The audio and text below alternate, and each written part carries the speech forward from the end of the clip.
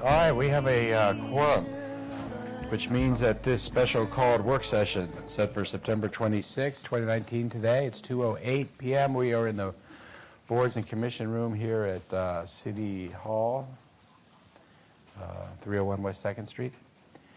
And we only have one thing on our agenda, which is to get the report back on the Land Development Code and to talk about it perhaps.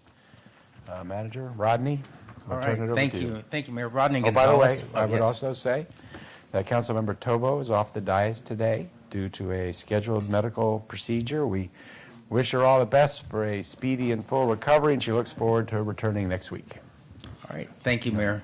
Same as well. Rodney Gonzalez, Assistant City Manager for the City of Austin. Mayor and Council, this is the last special called work session before the anticipated code release date next Friday on October 4th, as well as the map and the staff report. And we can't thank Council enough for your flexibility to engage in these special work sessions and for carving out the time during your regular work sessions to discuss the Land Development Code as well. The team is hard at work. They continue to work towards the deadline goal of October 4th. And today we would like to highlight elements of the environmental regulations and also elements of the administrative processes that you'll see in the code when it's released. With me today are the leadership team members of Anique Baudet and Brent Lloyd, as well as other members of the LDC revision team. So with that, I'll turn it over to Anique Baudet. Thank you, Rodney. Anique Baudet, Austin Transportation and LDC revision team. And I'm going to, the agenda for today are two items, drainage and water quality and administrative and permitting process chapters. I'm going to quickly go over our calendar.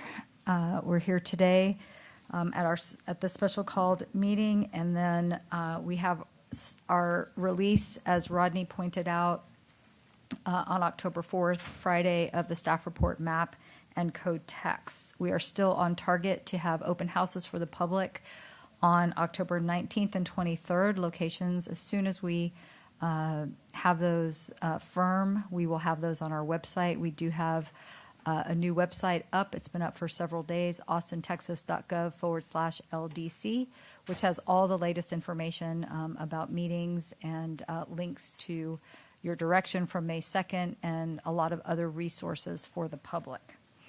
We will also be having office hours for the public to sign up, 30-minute slots to talk about their particular property or anything else related to the code. Once it's out, we'll make ourselves available throughout the city, having office hours in each district.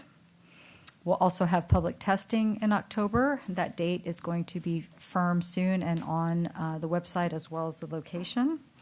And then the Planning Commission is still scheduled to have their public hearing on Saturday, October 26th. And then we look forward to working with you in December for for your public hearing on the code. So with that, I am going to hand the presentation over to the team at Watershed. There's various members of Watershed staff who've been working on water quality and drainage, and they're going to walk you through key revisions to the code in that area. So thank you, and I'll welcome them up.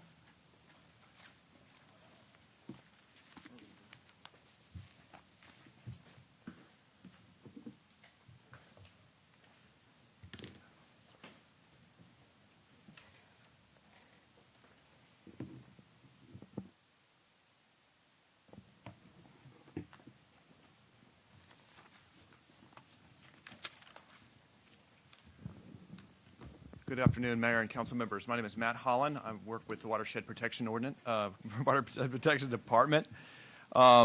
Appreciate your time this afternoon. In each case, we're going to have slides that summarize the council direction and follow directly by slides that talk about our code proposal.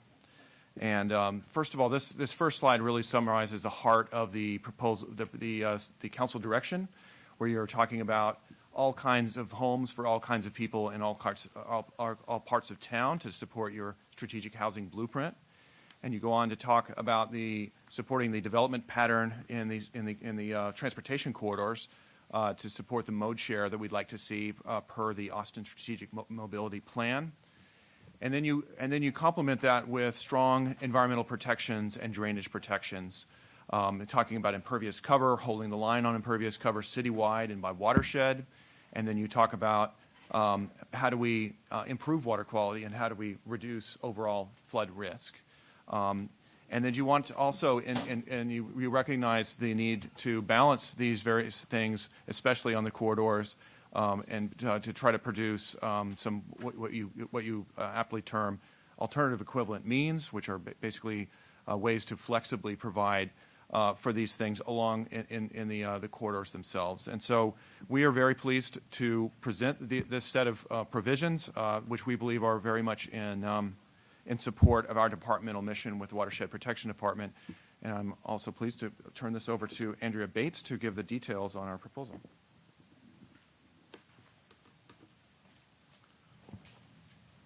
Good afternoon. I'm Andrea Bates with the Watershed Protection Department.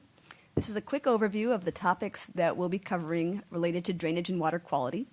We'll start out with impervious cover. Council direction was to reduce allowable impervious cover citywide and either decrease or make no change to impervious cover by individual watershed. Staff is currently in the process of analyzing the difference between the maximum amount of impervious cover allowed under the current code and the maximum amount of impervious cover that would be allowed under the LDC revision. We were hoping to provide our findings today, but we are still working on that analysis. It's a very large and complicated data set with many moving parts, and we want to make sure that the results are accurate before we report anything out. However, at this point, all indications point to there not being an appreciable change in allowable impervious cover citywide, either up or down. We look forward to including the results of the analysis in the staff report that's scheduled to be released on October 4th. Our next topic is flood risk reduction.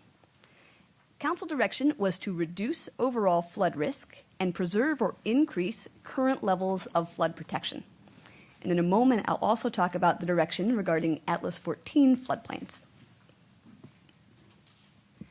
The LDC revision proposes to reduce Austin's flood risk by addressing one of the major sources of existing flooding: legacy commercial and multifamily developments that currently provide little or no detention or drainage conveyance.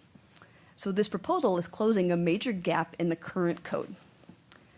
A significant amount of all commercial and multifamily development was built prior to 1977, when Austin's modern drainage criteria first came into effect. Under current code, even that old redevelopment that does not increase impervious cover or change the drainage patterns is not required to provide any stormwater management because it doesn't make things worse than they already are or create an additional adverse impact. However, that site is not held accountable for the drainage impacts created by the existing impervious cover. So to correct this, the LDC revision carries forward the previously proposed greenfield standard, which requires that redeveloping sites manage their stormwater as if they had no impervious cover. There is also a new provision for small sites, which we will discuss next. The greenfield standard ensures that redevelopment and development on a greenfield site are treated equally. Both must provide or contribute to drainage problems or drainage solutions to address drainage problems in a manner that is proportionate to their impacts on the drainage system. This change will reduce flood risk citywide, including in areas with existing problems. Providing these detention or conveyance upgrades will also increase Austin's resilience in a changing climate as rainfall amounts continue to increase. Here are a few pictures that illustrate what we're talking about. First, there's a site, one of thousands, that has high impervious cover but did not provide detention or storm drain improvements because they weren't required when it was originally developed. On the right are pictures of the types of solutions that a redevelopment might provide or contribute to under the greenfield standard. A site could provide an on-site detention pond, which could be small and utilitarian or large and an amenity. It could provide on-site conveyance improvements, or it could help construct or fund other regional solutions under what's called the Regional Stormwater Management Program. We recognize that the Greenfield Standard is a significant new requirement for redevelopment sites, and we are cognizant of Council's direction for non-zoning regulations to allow for higher unit yields in centers and corridors by offering flexibility and alternative ways to meet environmental and drainage requirements. Council direction also calls for fiscally sound infrastructure investment that maximizes public investment and minimizes long-term obligations. We've also heard that the Greenfield standard could be a barrier for small redevelopment sites, which are often very space constrained. Detention ponds don't have a very large footprint, but above-ground ponds do require some site area. And underground ponds, or vaults within a parking garage, for example, are possible, but they're more expensive to construct and challenging to maintain, which could also have an influence for small sites. On-site ponds also require city resources to review, inspect after construction, and inspect every 3 years for the life of that pond. So for small sites, the long-term cost to the city may actually outweigh the marginal drainage benefit provided by such a small pond.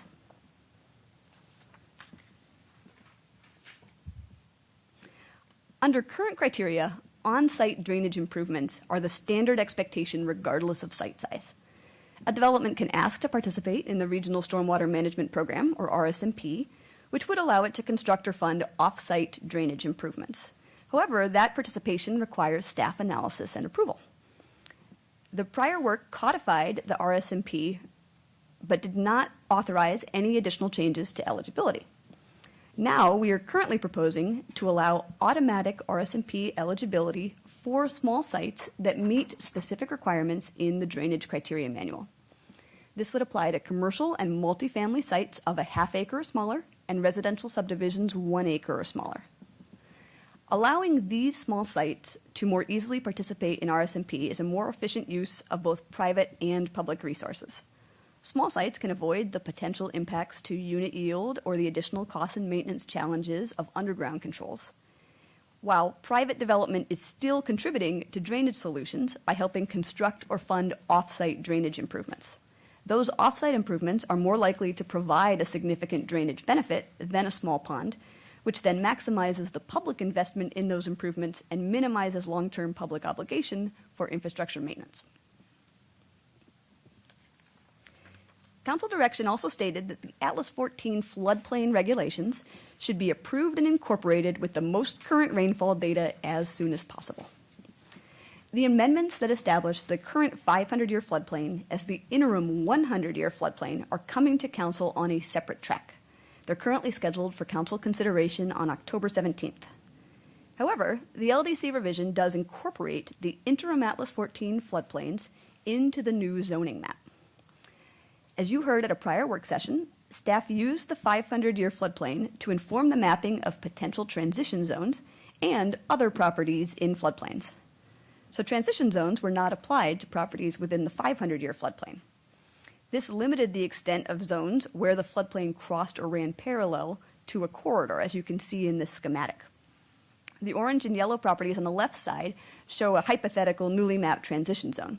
The same pattern would have been expected to continue on the right side, if not for the presence of that 500-year floodplain. Tracts within the floodplain outside of transition zones were also evaluated and assigned zoning classes that were most similar to their existing zones to avoid upzoning in the floodplain area. The exception was areas subject to the Downtown Austin Plan, which were zoned in accordance with that plan per council direction. However, whatever the level of impervious cover that's theoretically allowed by the zoning, development within the floodplain is very restricted by drainage code and criteria. Our next topic is water quality controls and green stormwater infrastructure, or GSI.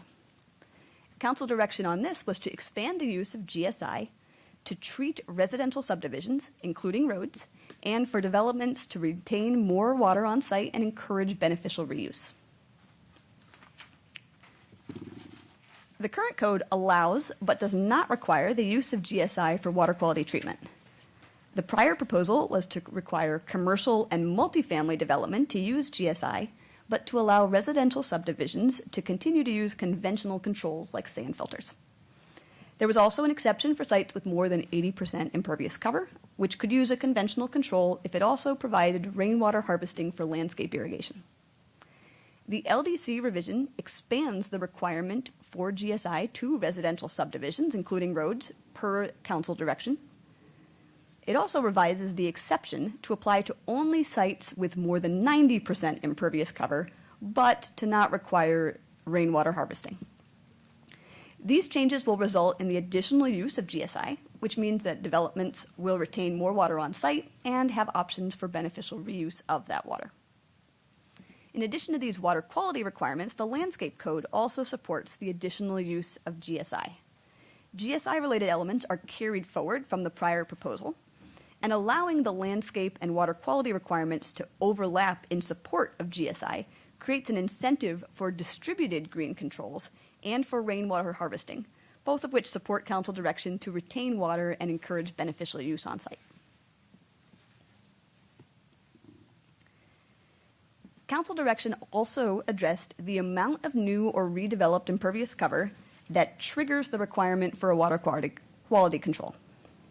For areas outside of the Barton Springs zone, current code requires controls for development of more than 8,000 square feet of new or redeveloped impervious cover. Staff did not previously propose a change to that threshold, but the council direction suggested it change to 5,000 square feet. Staff evaluated this proposal per the council direction and recommends the change. There are provisions for small-scale missing middle and small residential subdivisions that I'll cover later that would avoid some negative impacts of the change. But changing the threshold to 5,000 square feet will improve water quality by requiring additional sites to either provide on-site controls or help fund off-site water quality retrofits.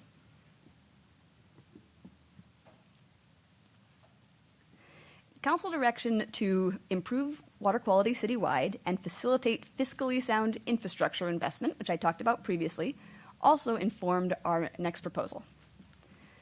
Under current code, small sites in the urban watersheds can request to make a payment in lieu of providing on-site water quality controls. This option is available to commercial and multifamily sites of 1 acre or less and residential subdivisions of 2 acres or less. The prior proposal expanded that option for payment in lieu to small residential subdivisions in suburban watersheds.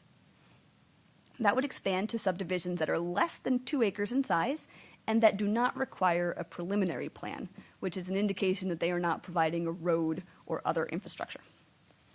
Although this proposal benefits small subdivisions by providing additional flexibility, it's really driven by a water quality benefit. Requiring small infill subdivisions to provide on-site water quality controls is not currently working. The subdivisions are not constructing new roads or other infrastructure, as I mentioned, so there's not an efficient review or inspection process set up for the pond that would be constructed. Even if the ponds are constructed correctly, they're frequently located on an individual single-family lot rather than in a common area. An individual homeowner, or maybe a small HOA, is not well equipped to maintain that pond in perpetuity, and they are often difficult for the city staff to access for inspection because they're in backyards or behind fences. So all of these challenges mean that many of these small water quality ponds that we are expecting and relying on are not working very well, if at all. It will be more efficient and result in a better water quality outcome for small subdivisions to be able to contribute funding for off-site water quality retrofits rather than construct and maintain their own ponds. So given those water quality benefits of the proposal, staff is now proposing to expand the eligibility for payment in lieu to small subdivisions citywide rather than in just suburban watersheds. That includes the Barton Springs zone, where the challenges of small ponds are actually increased by the fact that all development, regardless of size, must provide water quality treatment, and the fact that the standard retention irrigation type of control that is used in the Barton Springs zone is very complicated to install and maintain. So those are additional hurdles for these very small subdivisions. However, expanding that payment in lieu option to the Barton Springs zone would require an SOS amendment.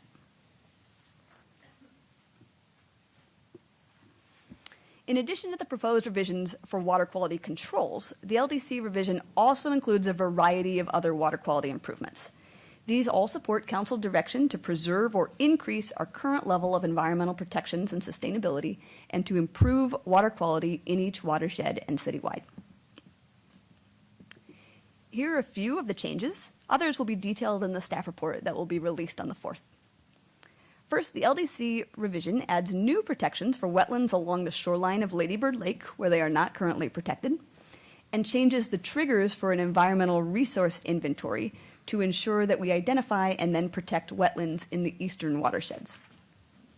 The current proposal also revises the variance findings to allow staff to recommend approval of projects that require a variance but provide greater environmental protections overall than would otherwise be required without the variance. The LDC revision also maintains prior proposals to establish new design standards for creek crossings to minimize environmental disturbance, to require decompaction of disturbed soils that are intended to be pervious after construction, which goes in conjunction to strengthen the new landscape code requirements, and to require subdivisions to protect critical environmental feature buffers in their own lot rather than include them in a residential lot where they are likely to be impacted over time.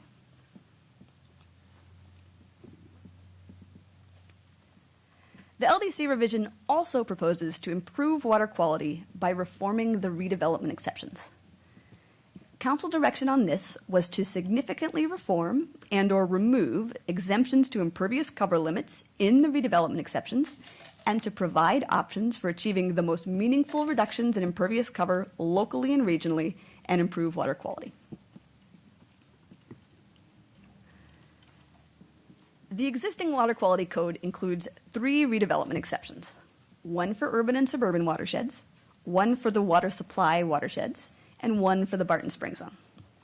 The purpose of these redevelopment exceptions is to allow environmentally non-compliant properties to redevelop their existing impervious cover in exchange for providing water quality treatment and, in some watersheds, off-site open space preservation.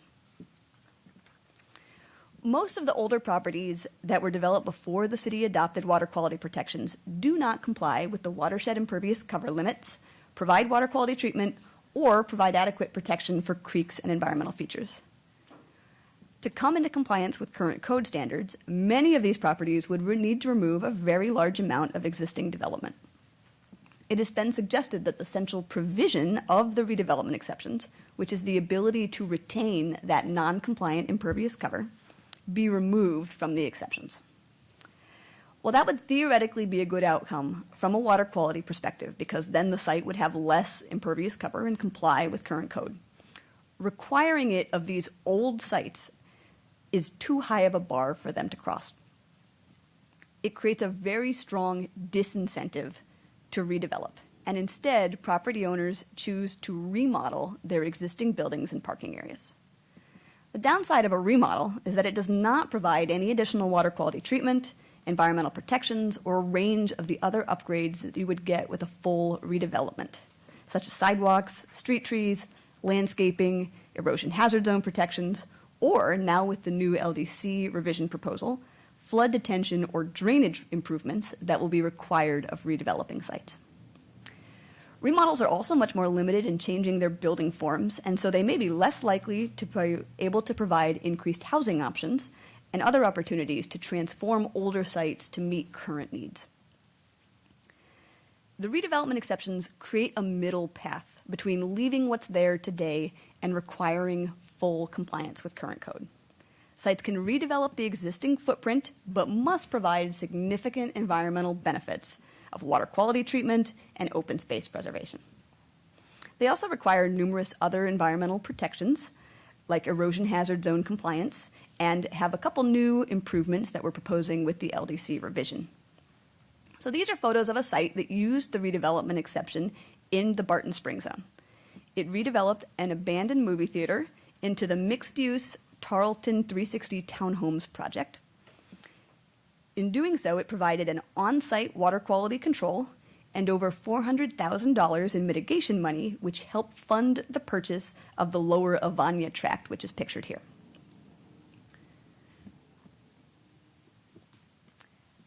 The redevelopment exceptions are an important tool for improving water quality citywide because they are available citywide. but providing water quality treatment for the existing development is especially critical in the Barton Springs zone.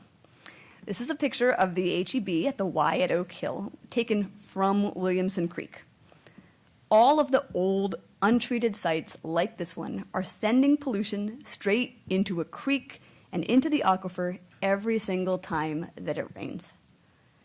A prior analysis indicated that they're sending a disproportionate amount of pollutant loads, and that commercial sites in the Barton Springs zone are only 1% of the total land area, but are sending 8% of the runoff, 9% of the sediment, 11% of the nitrogen, and 17% of the lead. So addressing these old, non-compliant sites is very important. Unfortunately, the Barton Springs zone redevelopment exception is hardly ever used. Only 3 projects have used it in the 12 years since it was adopted in 2007. Since the outcome of each redevelopment project is improved water quality on existing grayfield sites, rather than clearing trees and vegetation from natural greenfield sites, plus the wide array of other benefits that I mentioned previously, staff recommends that ways be found to increase the use of the redevelopment exceptions. The LDC revision therefore includes several amendments intended to increase both the use and the effectiveness of all of the redevelopment exceptions, with a special focus on enabling additional development to use the Barton Springs zone redevelopment exception. So first up is a proposal to expand the eligibility to use the exception to additional sites. In the Barton Springs zone and water supply watersheds, the proposal would be to allow all types of existing development, not just commercial development, to use the exceptions. In urban and suburban, the proposal would be to remove eligibility requirements that are based on vehicle trips per day and consistency with neighborhood plans. Next is a proposal to increase protection for creek and critical environmental features on the site. The revision would require projects to remove impervious cover from within 50 feet of a creek centerline. And in the Barton Springs zone and water supply watersheds, where mitigation is required, it would create an incentive to encourage the removal of additional impervious cover from those sensitive features by offering mitigation credit for on-site removal and restoration of those areas. Next is a proposal to streamline the approval process. In the Barton Springs zone and water supply watersheds, this proposal would remove the triggers that require council approval of a site that wants to use the redevelopment exception. The current triggers include having more than 25 dwelling units, being located outside of the city's zoning jurisdiction, having an existing civic or industrial use, being inconsistent with a neighborhood plan, and generating more than 2,000 additional vehicle trips per day. These triggers are all related to a project's zoning or the type and amount of development that could be located on a redevelopment site, rather than its water quality impacts. The redevelopment exceptions do not waive any zoning requirements or any requirements outside of the water quality article. A project must comply with existing zoning or receive a council approval for a zoning change, which has its own process. So removing the triggers for council approval will simplify the use of the redevelopment exception, reducing permitting costs and the time it takes to complete an application, and hopefully encourage more properties to use the redevelopment exception. Then finally, the LDC revision includes a proposal to allow redevelopment of a portion of a site with proportionate water quality treatment and mitigation. In the Barton Springs zone today, any amount of redevelopment on the site triggers water quality treatment and mitigation for the entire site. And that is a very big bar to cross if you want to do something small on a large area. Some years ago, for example, the HEB at the Y wanted to redevelop just a portion of the site to add a pharmacy. However, providing water quality treatment and mitigation for the entire site was not feasible for that project, and so it was dropped. Instead of getting water quality treatment and mitigation and a community amenity on a portion of the site, we had to maintain the status quo. So this proposed change will allow incremental redevelopment of larger sites in the Barton Springs zone, which will help achieve water quality retrofits and open space preservation on a shorter timescale. The proposal is to require the treatment and mitigation for an area that's twice the size of the redeveloped area, so that once you're up to 50% of the site redeveloping, you're achieving the benefits that you would for the entire site. The proposed changes that would apply to the Barton Springs Zone redevelopment exception do require an SOS amendment, and we take that very seriously. But we are recommending these proposed amendments because they help meet Council's direction to improve water quality citywide. Increased use of the redevelopment exceptions improves water quality by reducing pollutant loads. It also helps reduce impervious cover by removing it along waterways and providing open space preservation to offset existing impervious cover and decrease the potential impervious cover at a regional level. And then finally, it increases the development of gray fields, which can provide important community benefits, including with the LDC revision changes, flood risk reduction. Our final proposal is related to missing middle housing. Council direction on this includes providing additional missing middle housing by mapping the appropriate zones and transition areas along all corridors and reducing site development standards as appropriate to enable development of that housing. Under the current code, most of the drainage and water quality requirements are written such that they apply to all types of development. But in practice, there's been a very significant difference in review between 1 and 2 unit development that goes through the building permit review process and 3 or more units, which currently go through the full site plan process. Complying with all of the drainage and water quality requirements is a barrier for missing middle housing because it is costly and time-consuming in comparison to the scale of the project. So to address this, the prior proposal established a set of streamlined drainage and water quality requirements that would apply to all 1 and 2 and some small-scale missing middle development. The focus of this proposal is on missing middle housing that would be built on the same lot and basically at the same scale as a single-family house or duplex. So to be eligible, the missing middle development needs to meet specific eligibility requirements, including a cap on units, an impervious cover cap, and it must be located on a lot that was originally part of a single-family residential subdivision. Limiting the eligibility to projects that are on residentially platted lots is important for us because the applicable water quality and drainage requirements would have been applied at the time of subdivision. That lot would then be developed as a 1 or 2 family house and would have no additional expectation of providing certain water quality and drainage benefits. So the LDC revision makes several changes to the applicability and to the specific requirements that were previously proposed. First, the unit cap was increased from 6 units to a maximum of 9 units, and the maximum impervious cover was increased from 45% to 50%. Both of those changes were made to allow R4 zoned properties to use the streamlined regulations. The zoning impervious cover limit for R4 is 50%, and an R4 property could theoretically reach 9 units if it used both the affordability bonus and the preservation incentive. So next, the LDC revision would allow these streamlined regulations to apply citywide, including in the Barton Springs Zone, which was previously excluded. This is important in order to meet Council's direction to prioritize all types of homes for all kinds of people in all parts of town. We support expanding the use of these streamlined regulations to the Barton Springs Zone because the missing middle development that could happen is basically the same from a water quality and drainage impact perspective as the single-family or duplex house that would otherwise be located on that lot.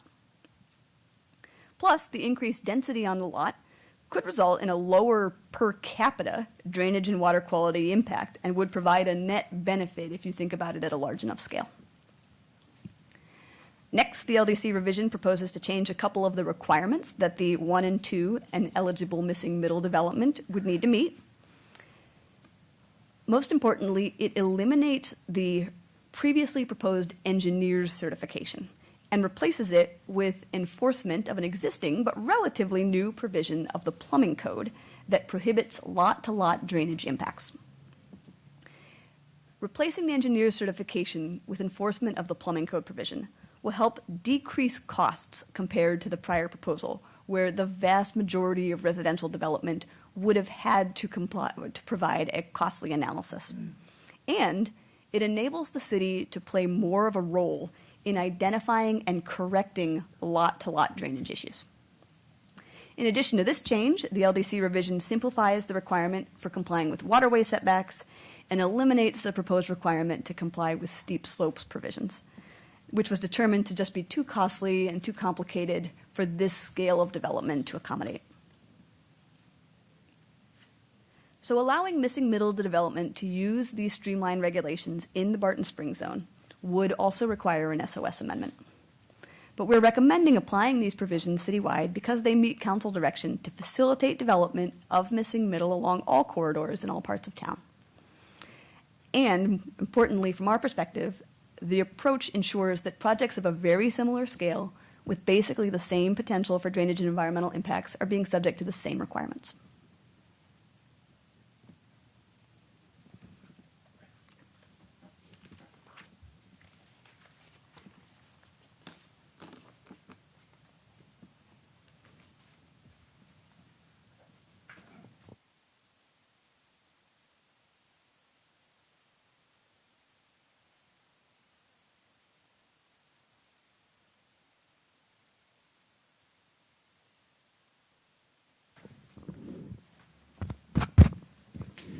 Thank you, Mayor and Council. Brent Lloyd, Development Services, Development Officer, and with me today is Donna Galati, also from DSD.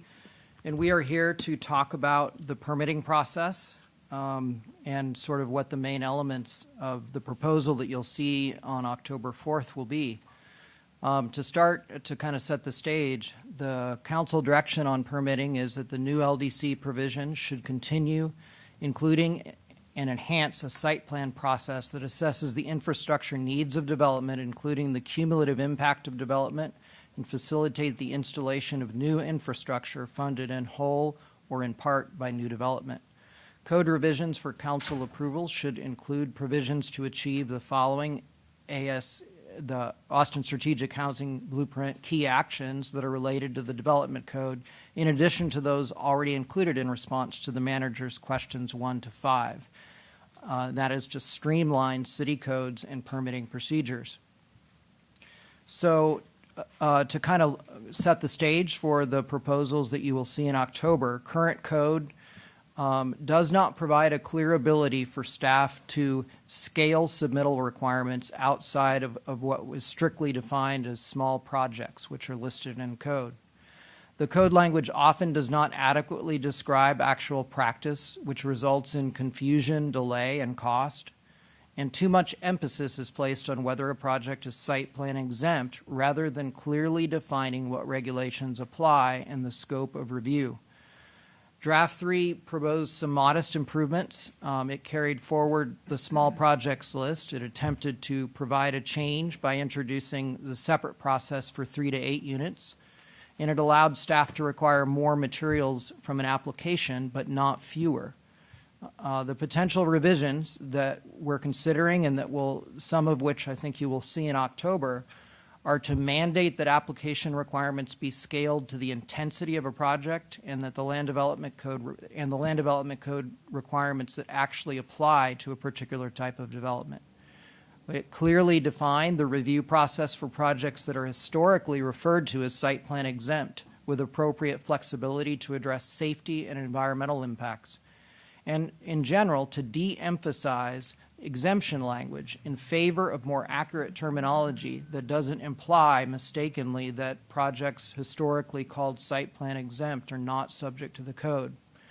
The effect of this change, we believe, is to reduce needless costs by directing that application requirements be proportionate to the regulations a project has to meet, and to provide predictability by matching labels with expected outcomes.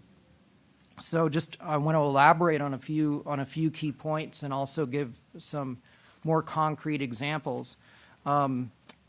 We believe that substance should trump form, and we think that the code needs to be more clear about what different kinds of regulations apply to the different scale and intensity of development. And you heard in the presentation earlier a lot of the detailed work that has been done to find scaled regulations for different categories of residential development. Projects that for which full compliance with all greenfield standards would be untenable, but which require more regulations and deserve more protections than simply a single-family home. And so we believe that the code should better define the regulations that apply, and to emphasize that application requirements need to be scaled to what the regulations are. Andrea mentioned in her presentation that in many places, and there are some exceptions, there's been some improvements over the years, but in many places the code will speak broadly as applying to development, but then the site plan exemption process is essentially used to limit the range of requirements that apply.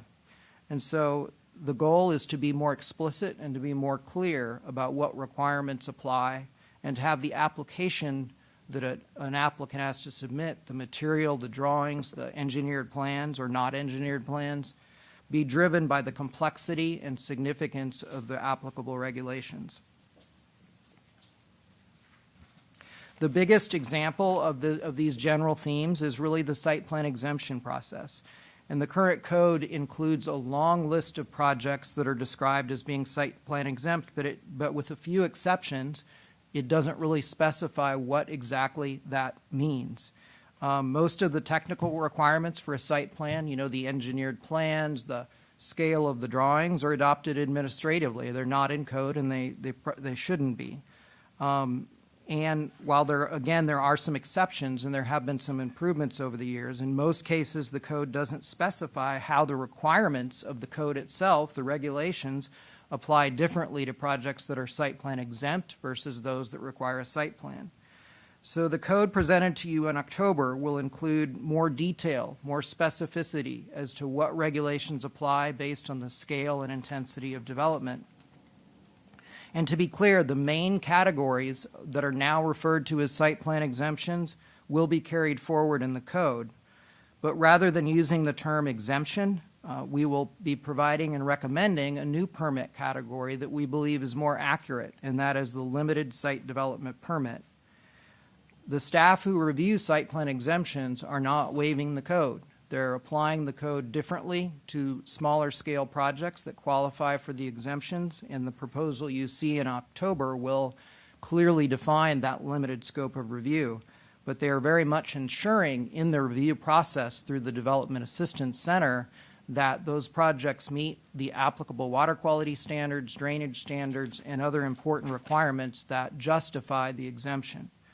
So we hope that the code that is provided will more clearly define the review process. And to give an example, and also to highlight what we consider to be a very important clarification and potentially will be regarded as a change, let's just take an example. You have a site, an acre site with existing impervious cover, and somebody comes in to build an 800 square foot structure that falls within the category of a site plan exemption. What that means in practical terms is that within the limits of construction for that site plan exempt project, all regulations will apply, but the balance of the site, since there's not a site plan required, will not have to address existing non-conforming conditions. So if there are other places on the acre site that would not be approvable today because they don't meet code, full compliance would not be required.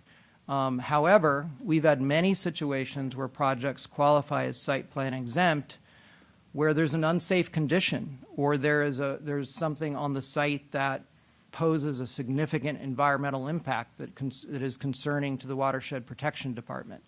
And so we propose in sort of defining what the exemption means, what the limited permit means, that we give the city authority to require compliance for those conditions that are outside the limits of construction for the exemption but pose a significant safety hazard or pose a threat to the environment. And one example as far as public safety that has come up numerous times is a project will be site plan exempt, but somewhere else on the site, outside of the limits of construction, there's unsafe parking, or there's some sort of a condition that would not be approvable today and that really goes to basic health and safety standards. And as traffic increases and as the improvements are likely to draw more visitors to a site, that poses significant concerns. And so we want the code that we propose in October will empower staff in those situations to push back and to require compliance with key requirements for projects that are site plan exempt.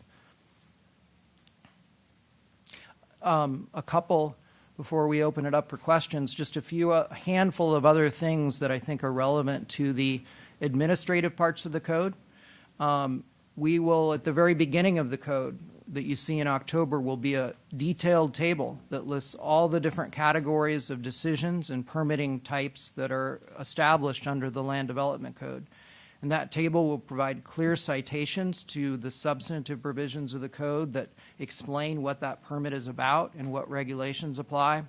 It will provide clear information as to what the appeal rights are and as to what the decision maker and the responsible department is for that permit category. So it is our goal that the code you see in October will be more informative, more useful, and will sort of, for lack of a better word, demystify some of the permitting process and provide more guidance.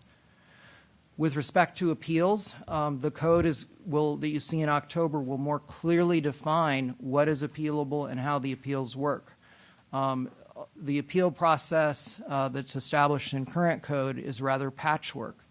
A lot of the appeals, for example, that go to the Board of Adjustment are not clearly enabled in code, and one has to sort of know the process by observing to know what is appealable. And the code that you see in October will specify what is appealable and how that process works.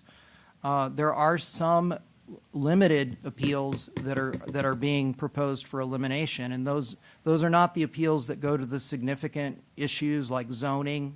Again, that will be clearly enabled in the code with respect to BOA appeals. But we have appeals in current code that relate, for example, to site plan life, the extension of a site plan or the extension even of applications. And we believe that those very procedural appeals that simply go to how long an applicant has to complete a project can be burdensome and add a level of cost and complexity to the process that we believe outweighs their value. So there will be a handful of instances that will be very clear on with council as the code comes forward where procedural appeals will be eliminated, but the substantive appeals that relate to the meaning of our regulations and the approval of actual developments will be much more clearly specified. So with that, I'm probably leaving out a couple things, but Donna and I and the rest of the team are excited about the administrative procedures that you will see in October, and we are available to answer any questions. Thank you. Councilmember Sar?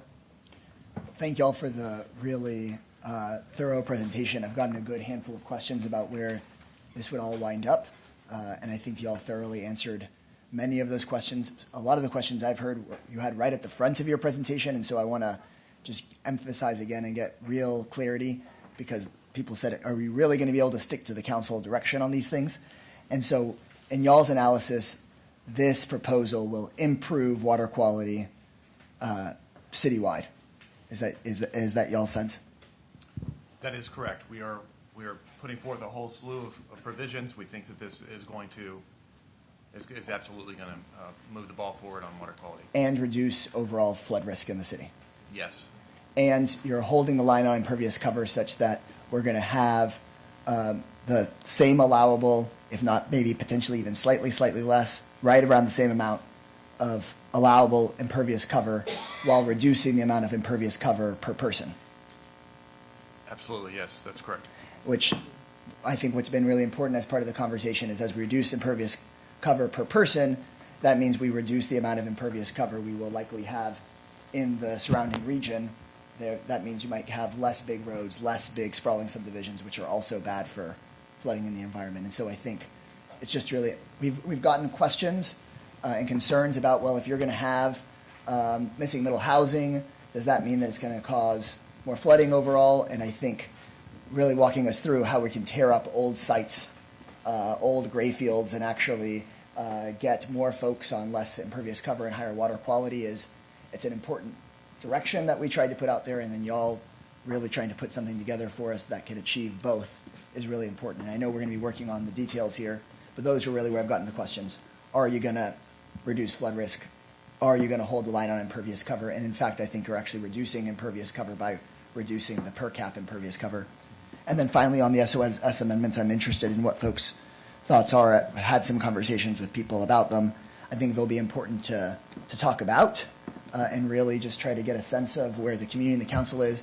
I don't think I just speak for myself. I think I speak for everyone that that's a really important ordinance, a really important area, and that everybody's commitment is to try to improve water quality in the SOS zone, and that you guys have started an important conversation here. I think there might be ways to get 4 units on the same amount of impervious cover if we think about height. I think that your example of sometimes us having a big parking lot that isn't maybe more realistically could develop piece by piece rather than us ever getting the whole thing to go is an important conversation for us to have. But I think it's important for the community to know that that takes 9 votes and a lot of consensus. And so if we can find that consensus, great. If it looks like we're not able to find consensus quickly, then I still appreciate y'all bringing up the topic, because I do think everybody's commitment here is to try to improve water quality. That's what the direction said, especially in SOS, but citywide, and I appreciate y'all bringing that to be a part of the conversation that we can have. Leslie? Thanks, and thanks for all the efforts, and also for the many hours of working with my staff and me on trying to piece through all of the various changes. I wanted to spend a little bit more time on the impervious cover question. The impervious cover percentage now is 45%, is that right? Are you referring to maybe the single-family residential? Yes. Yeah. Generally, the maximum zoning limit is 45% impervious cover for SF3, SF2, et cetera, zones. Okay. And in some of the meetings that we had, that number, I think, increasing up to 60% for that same area, but I see on your slide 24 that you have it at 50%, which is still 10% more impervious cover permitted than under the 45%. So I wanted just to kind of dig into that. How is it that we are, in fact, addressing and following what the council direction was, which was to maintain or reduce? It may be that the additional 5 percentage points on that seems small, but it is a 10% overall increase to go from 45% to 50%. It's actually a little bit more than that. And we don't yet have any of the maps to know what the accumulated runoff in the small area and the small area flood impacts. So I think at the very least at this point with this number, we should maybe hold that in abeyance until we get a better sense of what the overall impacts are going to be. So could you talk a little bit about how you got to the 60% and now the 50%? So just to be clear, the 60% still is in one of the zoning districts. We have 2 missing middle products that are going in those transition zones. The lower impervious cover version has a by right number of units of 4, I believe, and there's some density bonuses and so forth. But that's the R4 zone, and it will go from, we're proposing it go from 45% to 50. And so the reason we had it in the slides is that's going to be in the streamlined package.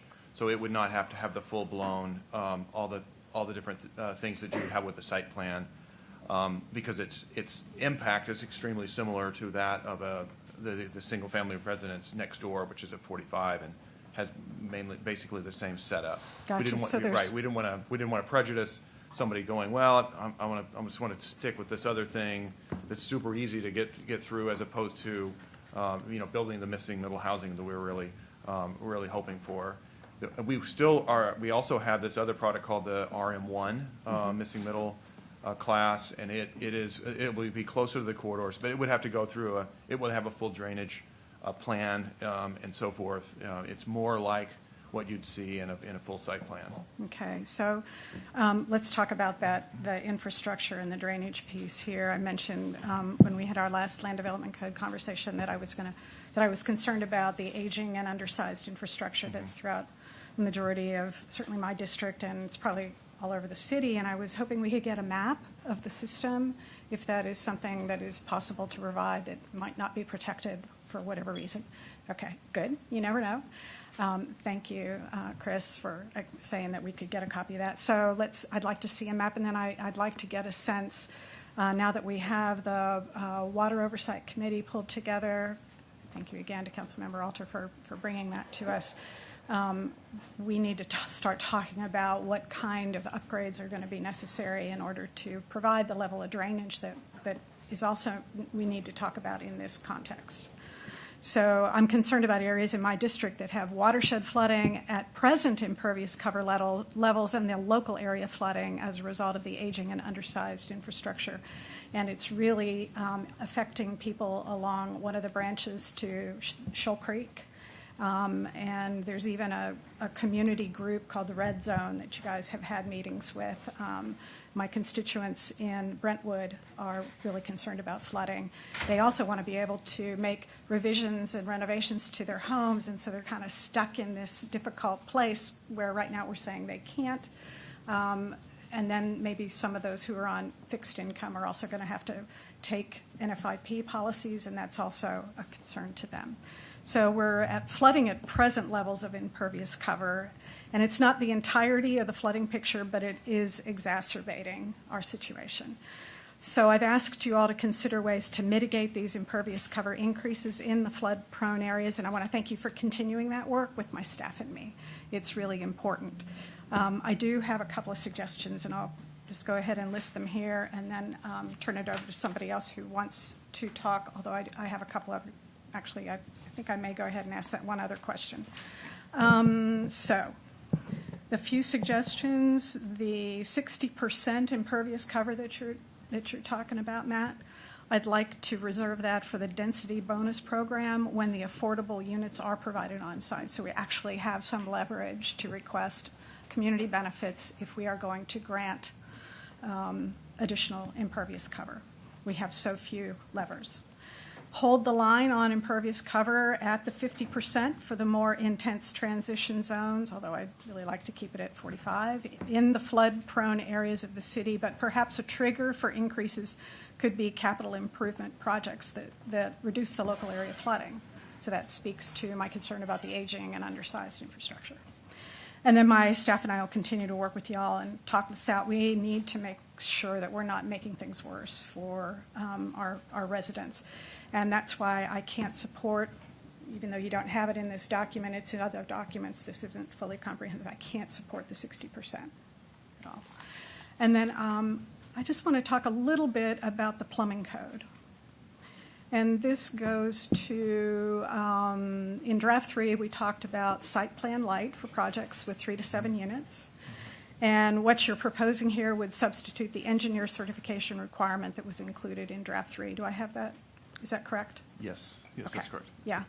And these types of measures are intended to mitigate for runoff between adjacent properties where a site plan wouldn't be required.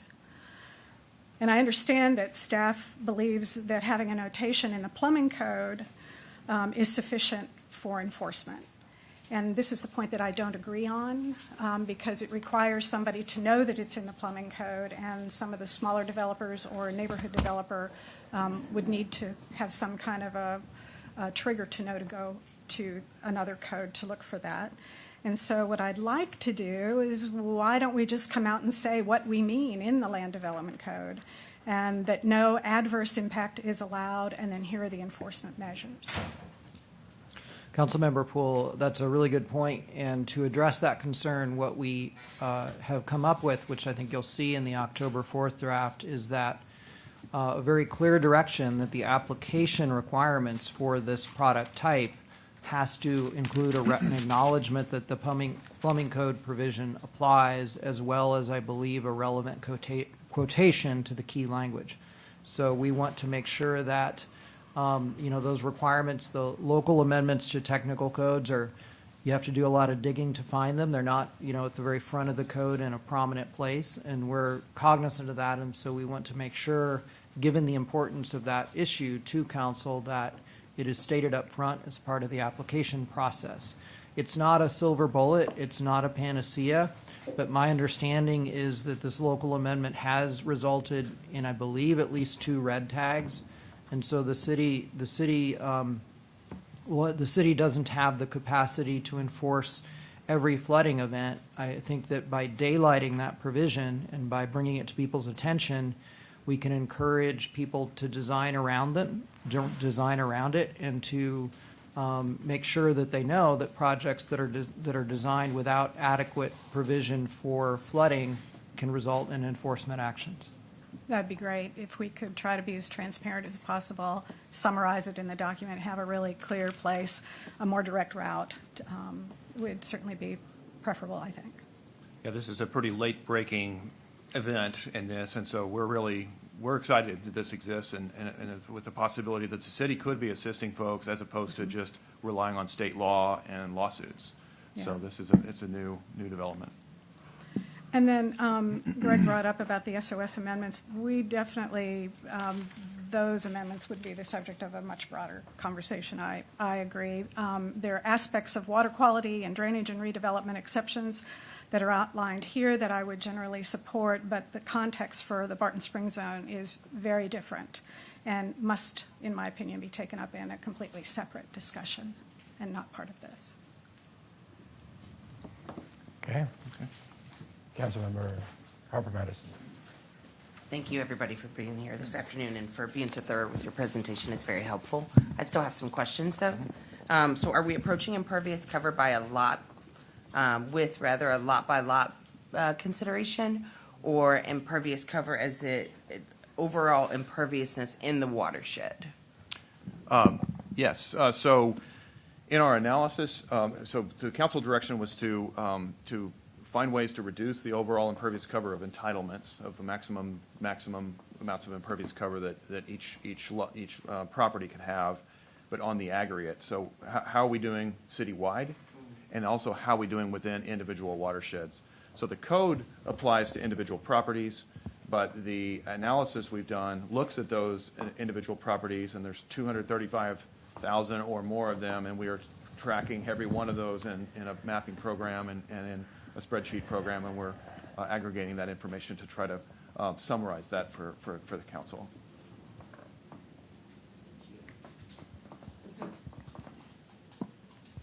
How will a lot-by-lot approach affect the creation of compact communities? You hear us talk about that so frequently, and the preservation of open space versus an overall watershed approach. You said 235,000, didn't you? I think so. I think Okay. that's the right number. Kind of looking around our group, getting That's an approximate number Right, approximate of number. data points in our analysis. right. Okay. Yes. And so we've had a lot of concerns and a lot of comments about flooding over many years, but especially with the code discussion. And so with this, we as watershed professionals look at this at different scales because the solutions and the problems actually occur at various scales. And so we've kind of boiled it down to 3 scales. What we call creek flooding, which are kind of our primary drainage system. So it'd be the the shoal creeks and the Fort Branches and and so forth. So at a watershed scale where you're looking at floodplains. And so that's a very large system, all the way up to an Onion Creek, which is basically almost a river. So that's a whole different animal from the middle-sized issue, which is our secondary drainage system, when we refer to that as localized flooding. And so those would be storm drain systems and smaller waterways that don't rise to the level of something that gets a floodplain. And so that has a different scale as well. And then the final category is lot-to-lot flooding. And so, and I think, and that's where you have one property basically shunting water, unfortunately, right into another building or something right next to them and causing, flooding problems. So the public just doesn't want to, the average person just does not really worried about the 3 kinds of flooding. They just don't want to flood. But we are trying, as we're looking at the code, to try to tease this out and understand, like, what is driving this, what's driving the problems. And we're recognizing that lot-to-lot flooding is a very real problem. It's something that's been handled privately up till now. And so we are looking at, whether or not, with today's code or with this proposed code, this has been an issue, and we would like to propose ways to provide relief for the public with lot-to-lot flooding, which we think is a major concern. Well, I can appreciate the response. I don't think it gets to my concern around how ultimately this affects our opportunity to really maximize, creating complete, compact communities. It didn't quite get there for me. I'm Okay. not certain if you understand, if you understand what I'm asking exactly, or if. So are you talking perhaps about trying to provide more density or more services or more? All of the above. Okay, sure.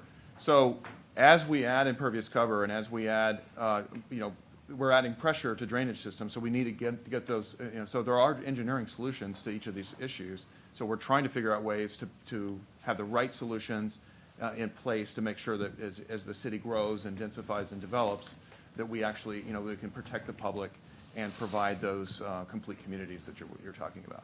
So I think I understand the way you're getting around answering my question, and I think it goes back to that the three tiers that you made reference to before. So the watershed or the creek flooding, the localized, and or the lot to lot. I think it goes back to that to answer my question ultimately. Thank you. I have four more questions. Hopefully you guys, I will zoom through them pretty quick. So when determining impervious cover percentages, do these calculations consider off-site transportation related impervious infrastructure, i.e. streets, road expansions, extensions, et cetera? That's a great question. They do not. We are looking at this on a track-by-track basis, so we're trying to get an apples-to-apples comparison of what is allowed in today's code versus what would be allowed in the proposed code. It doesn't look at street rights of way or the need for new additional transportation options or anything else like that. It's a much bigger question. Thank you. So when determining impacts to watersheds, were activities associated with sprawl, such as increased travel to and from, and the development and extension of infrastructure considered? Those were not explicitly considered.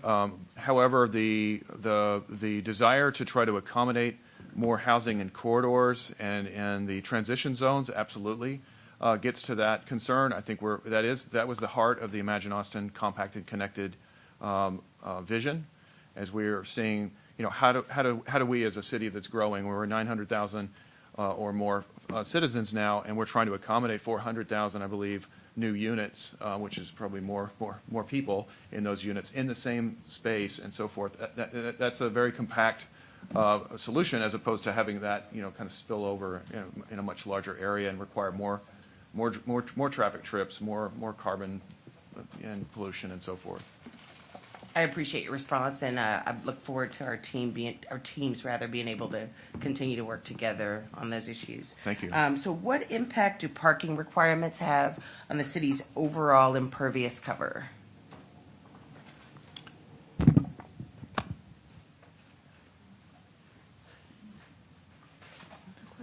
Okay, all right. So I think Chris Harrington, Environmental Officer. I think, as Matt was alluding to, and back to Councilmember Kassar's point, the heart of this, the staff recommendation is to increase the number of people without increasing the amount of impervious cover on the ground. And so if we look at trade-offs between the horizontal footprint, so the impervious cover on a site, relative to the vertical footprint, that's a key slider, if you will, in terms of managing that. So mandatory parking obviously would require or can impact the horizontal footprint. And so do parking requirements have a potential limiting factor, or do parking requirements have a potential negative factor on achieving housing units for a given height? Yes, they could. Does that help in any way? It does, and I think it'll help to inspire some of the questions that we ask moving forward. And so density limits constrain the amount of development on a site, but do they have any effect on the region's total growth?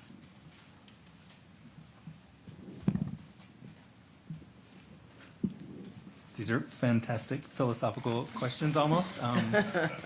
Again, I would argue that by we know that people are continuing to move here. If we can accommodate an increased number of people on effectively the same amount of impervious cover, to me, we are addressing regional sprawl.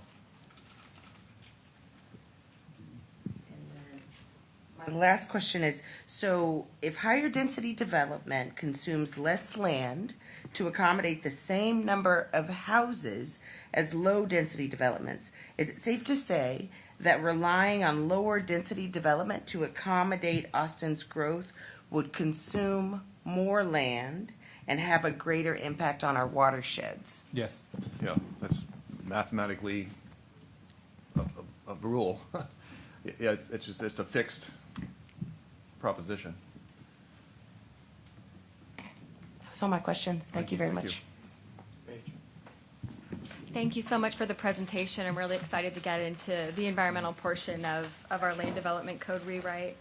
Can you verify for me a lot of the things that are being presented that are exclusive of SOS amendments? Are those things that were pretty much vetted through the draft 3 process of Code Next? Or are a lot of these ideas things that have had public involvement and stakeholder input, so we kind of know generally the community is going to be on board with most of those ideas, like water quality controls, green stormwater infrastructure, and things of that nature?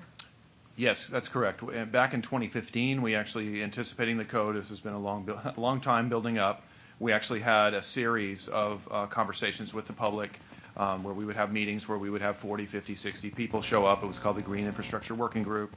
And we talked about both the water quality improvements that we have here, the kind of the centerpieces with the green stormwater infrastructure. Mm-hmm. And then we also talked about the Greenfields flood management proposal as well. And both of those received a lot of very overwhelming support in that process, and we shared that. It was a very open process. Those websites still exist for folks to tap into to look at those discussions and the outcomes there. Do you know that site off the top of your head for those watching at home?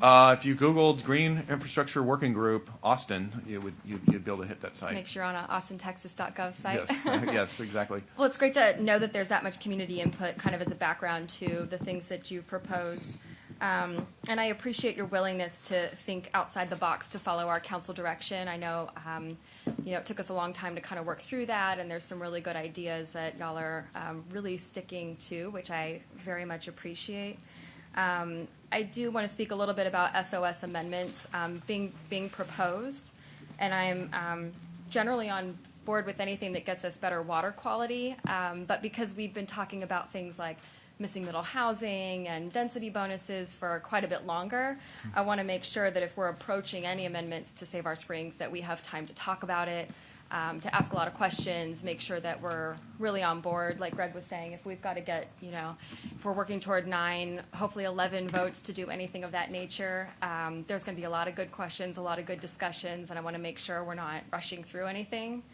But if there are places where people are leaving subpar drainage situations, as they are, instead of redeveloping and trying to get a better stormwater infrastructure control in, I would really want to know more about that, because like you said and showed in the pictures of the HEB at the White Oak Hill, I mean, there's some places that just don't have it at all, and that's not my preference. It's not good for erosion control. It's not good for the health of water quality. It's not good for the trees that help clean our air.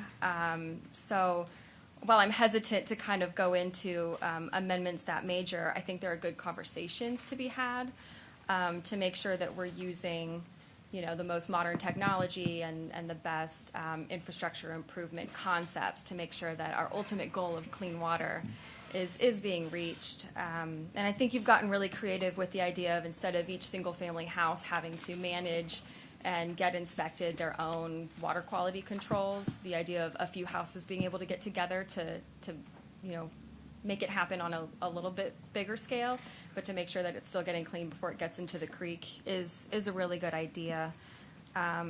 So I don't know if I have any more questions than that. I'm sure we'll have more moving forward. But it's really good to know that a lot of the stuff that you're proposing has been vetted previously. I'm excited that y'all are willing to get creative to make sure that we have the healthiest water quality features. And I may just need to think about some of the SOS things on a much more detailed level and, communicate with environmental staff and stakeholders in the community. But I like the ideas that you're coming up with. Thank you so much. We take the SOS amendments extremely seriously. This was a citizen initiative. It had an overwhelming vote back in the day when it was passed. It's a non-trivial exercise to propose something that needs full discussion, and we completely agree with that. We appreciate it absolutely will. And I know with all of our different expertises, if we're discussing them, I think we're going to have really good viewpoints coming together. So I just want to make sure we approach those conversations in a very detailed manner, as I'm sure you all know and do all the time. Right. So thanks. Thank you. So I want to thank you all, Manager and the team, Nick, for again daylighting things so we can see, so that when the code comes out, we already know a lot of what it's going to say and show us. It's going to be important because we've had 6 years of conversations on this issue, gone back and forth, and I think the majority of the council are wanting us to move this forward without compromising the product. So I think daylighting things early will help in that process. I also really appreciate the fidelity to the direction from the council. That seems to be something that's consistent with all of these reports, and that's really appreciated. And you seem to be applying that, and that's appreciated.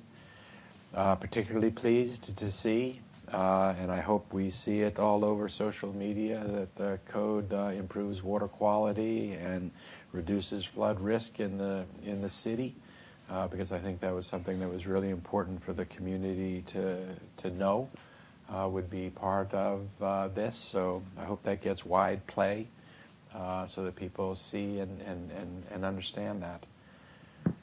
With respect to the 3 potential SOS ordinance amendments, I see how those changes are intended and probably help us further improve water quality in that area, and that they're intended and it appears would help minimize flood risk in an environmentally sensitive area. But I'll tell you where I sit right now is we have a limited amount of time to move this code forward. I think you need to visit with stakeholders and visit with my colleagues on the council in ways that we're not allowed to visit with one another. If there's resistance to these, or if there are people that want more time to be able to take a look at these, or they warrant greater community conversation, then I would not handle these as part of the code, and I would handle them independently and maybe bring them back up, early next year when the code is done, and we can focus just on these issues. On the other hand, if there's wide consensus on these, then absolutely bring them forward. But I don't. Given the limited amount of time that we have, I think we probably should focus. If there's an opportunity cost, we should focus on the other parts of the code. Just real quickly, in an ever-present desire to do some myth busting. And make sure that people in the community are following what it is that's intended. I've heard some people, I've read on social media and heard people talking that the code rewrite is going to provide that if a person owns a single-family home and it burns down or it's destroyed, that they're not going to be able to build back their single-family home. Is that true? Mayor, no, that is not true. And just to briefly address that question, when we previously talked about the category of compliant residential use, which is intended to deal with single-family homes in the transition zones, we specified that full ability to build back structures in the event of accidental destruction or fire is fully provided for. In response to feedback, in response to community concerns, the draft that you see in October will go further than that. And what we have ultimately decided to do in consultation with our consultant, Peter Park, and after a lot of sort of just looking at the practical realities of the existing single-family housing stock in the transition areas, is to recommend a proposal that would allow entirely voluntary rebuilds of existing single-family homes up to the entitlements that are established in the base residential zones where single-family is an allowed use. The only sort of phasing out provision of just a single-family, single-structure housing type would be that if you increase the number of units, you cannot go back. You could not go back to a single-family home. Additionally, there are a couple other, I think, fairly minor provisions. If you expand the lot area of a single-family home, it would become a non-conforming use. But if you keep your lot as is and you have a single-family home, you can add on to it, modify it, and even rebuild it. So the family with a small 800-square-foot bungalow that wants to rebuild their structure would not need to try to carefully fashion that as a remodel. They could just tear it down and build a home. And so we've heard the feedback, and that will be the essence of the proposal that council sees in October. So it's not true then that a person whose home's destroyed in the transition zones is going to have to replace it with a fourplex or a multi-unit structure? No, that's not true. Okay. What if it's not destroyed? What if a person chooses to demolish their own home? Can they replace it with another single-family home? Yes, and that's a change from the initial proposal, and I think we updated the blog to specify that, but I think there were some very real practical concerns, some related to deed restrictions as well as other issues about the difficulties that presents. And so there will be an ability for homeowners to simply rebuild their structure as a single-family home. If they expand the lot area, that would become a non-conforming use. And if they become a conforming use, in other words, if they create a multi-unit development on site, they could not go back to a single structure.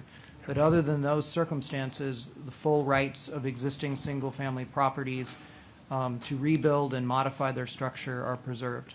Okay, I want to thank the people in the community that raised this issue and this concern, brought it to, I'm sure, every one of us on the dais, our attention. Probably you heard it from multiple people in conversations.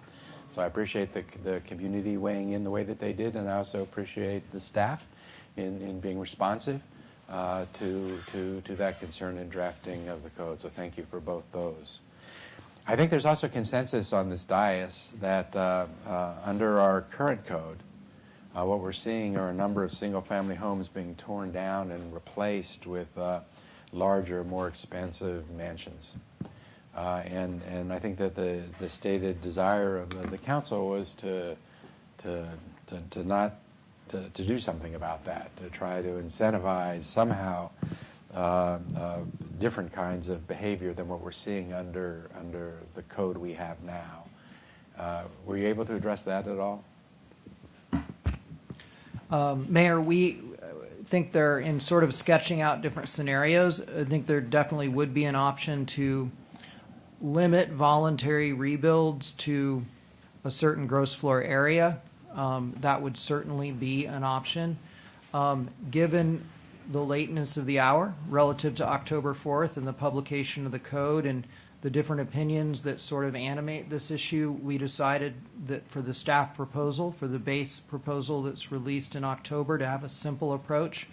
But our ears are open, and we will be listening for feedback and different ways of potentially including provisions that more boldly incentivize the production of multi-unit housing stock within the transition areas. We think the proposal that we will provide in October will achieve that objective by relying on sort of the natural incentives of the area to develop to the full extent that's provided.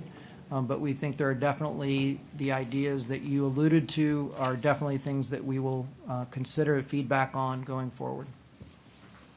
At the very least, in the proposal, that, as I heard you describe it a second ago, in the transition zone, if someone's tearing down a single-family home, wanting to replace it with another single-family home, they're not going to be able to come back with a mansion.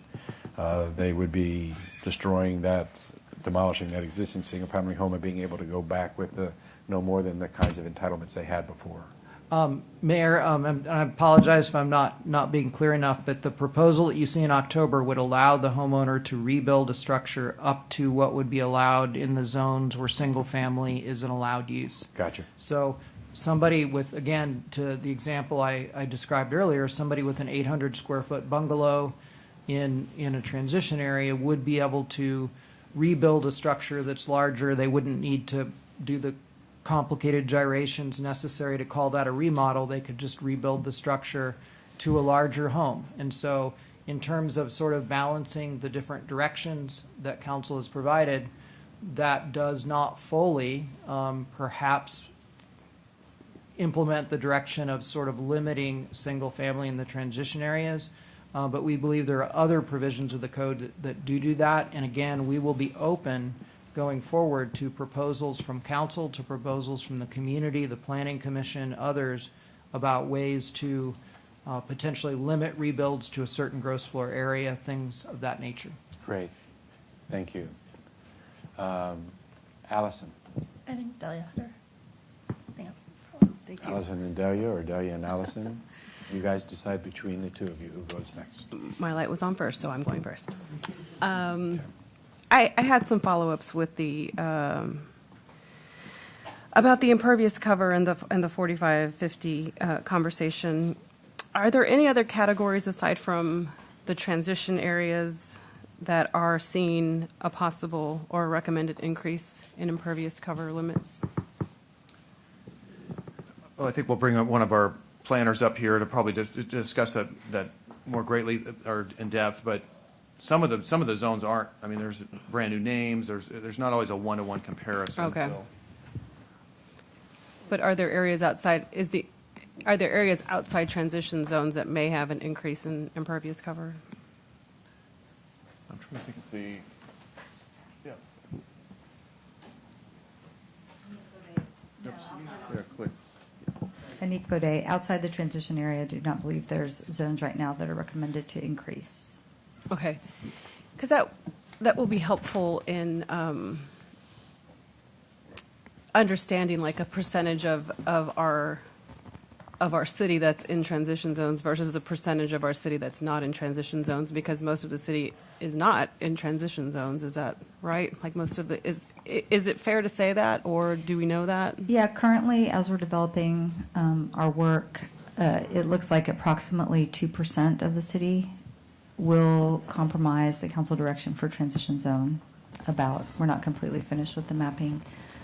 2% of the city will be Land area, yeah. See, that's really good information as we talk about increasing impervious cover in one zone, which is 2% of the entire city's I guess square footage, square Land acreage, area. land area. Yeah. Square miles. Okay, and so that's why it would make sense that even an increase in only 2% of the city of Austin the sum of that means that we're not increasing impervious cover citywide. I think we're going to, when we get the final maps and have all the final numbers and the dust settles on the analysis, we will be able to look at those, what's going on and what's driving the different changes. And so basically, obviously, the transition zones are bumping things up just a little bit. You've got some other zones along corridors where you used to have very, very high impervious covers, like your CS zone that you see in your neighborhood, your neighborhoods or along your roadways now. That's at 95% impervious cover. I think a lot of that's coming down. So some of the balancing, when we're seeing this coming in, pretty much really similar to what we've got now. If the transition zones, even though they are pretty tiny and they're only getting bumped up a little, that something is actually bringing that back down, and we believe that part of that is from the corridors and entitlements, and part of it's from other places we need we need to finalize our analysis before we can tell you the exact details, but we can provide that in the staff report. And when we talk about impervious cover, we're talking about this a scenario when it's at its max. Correct. Will y'all know the numbers on like where we are now, as far as max anywhere near? Is it possible to know where we are now? We have periodically done estimates of current impervious cover levels, and of course those aren't maximums. I mean, honestly, many tracks never can reach their maximum. They have a floodplain, they have a critical water quality setback, they have whatever, protected trees, things that we care about and don't want people to develop on. So there is always going to be a discrepancy between whatever the theoretical. I mean, the maximum versus actually what you could even achieve with the code. So we have done that attempted to do that in the past, but we don't have that information at the present for the 235,000 tracks. Okay. It's definitely big, fair task to try to grind through that. It's a little harder to do than the other analysis. Yeah. And then with, I guess, my 2 cents on with regard to the SOS amendments. I think that, if it's for me, if it's as simple, and I know not everything's simple, but as essentially we are hurting our environment more with the regulations as is, even with the protections of SOS. If there is something that allows us to better protect our environment, I think that was the whole spirit of SOS, and so.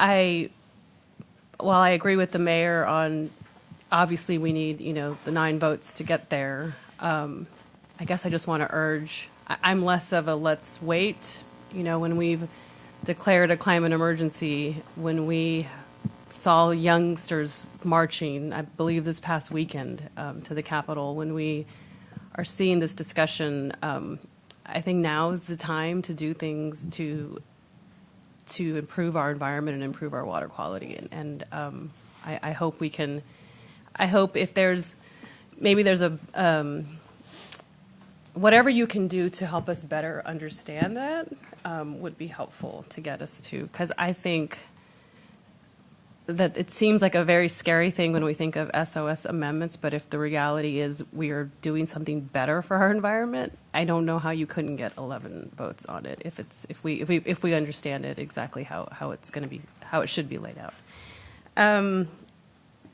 And lastly, I just wanted to comment on the mayor's the myth busting. I really appreciate that, and because I have received those emails, and this is more for the public than for y'all. Thank you for all your work. And it's been really hard to see people really scared because of such misinformation that's being put out there. I mean, I'm really grateful that I have some of the most amazing constituents who really don't reach out as much as other districts because they're working class families, working hard.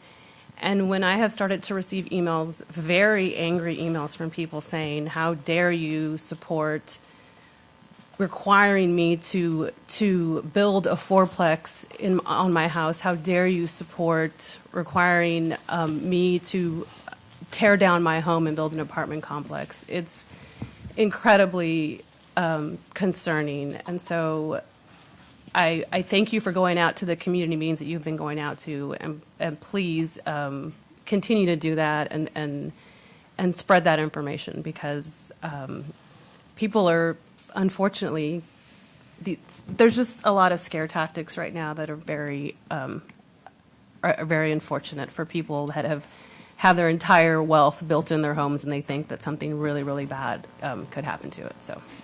Please, if there's anything I can do to support you in those efforts, please let me know. Thank you, Allison. Thank you.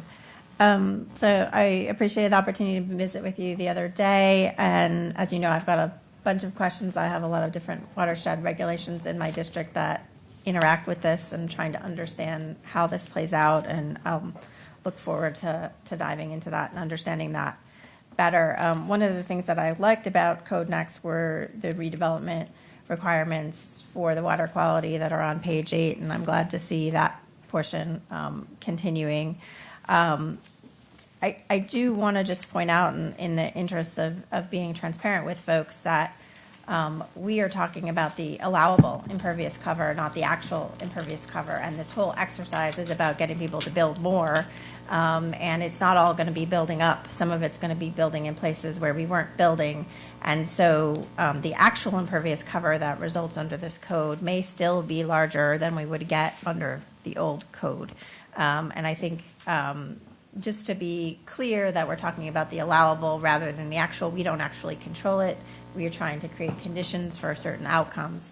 But that is a distinction, I think, that creates confusion because we are not reducing impervious cover that will happen in the end. We're affecting the allowable impervious cover under our code as it evolves.